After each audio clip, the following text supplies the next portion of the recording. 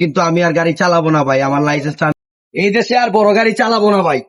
এই যে গাড়িটা দেখছেন 45 লাখ টাকার গাড়ি, একটা ড্রাইভার চালায়, অথচ রোডে ঘাটে অটোওয়ালাদের সাথে আমরা পারি না।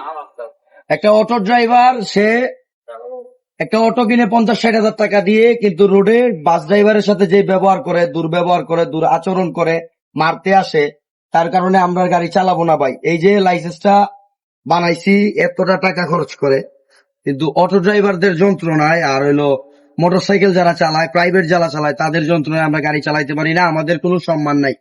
এই যে আমার ড্রাইভিং লাইসেন্স, আমি একটা ড্রাইভার, অথচ কিন্তু আমি আর গাড়ি চালাবো না ভাই, আমার লাইসেন্সটা আমি এইভাবে ছিঁড়ে ফেলে দিলাম। যে জায়গায় বড় গাড়ির ড্রাইভারদের ইজ্জত নাই, সেই জায়গায় গাড়ি চালিয়ে লাভ হবে না। তোরা এই দেশের সরকারের ঠিক না, সরকার যদি অটোওয়ালাদের শৃঙ্খলা আইন মেনে দেয়, তাহলে আজকে এরকম ঘটনা হয় না। আপনি আগে অটো ড্রাইভারদেরকে ঠিক করুন, অটো রোড বানিয়ে দেন, মেন রোডে ওটা বন্ধ করেন, তাহলে আমরা এই বড় গাড়ি চালাইয়া শান্তি পাবো।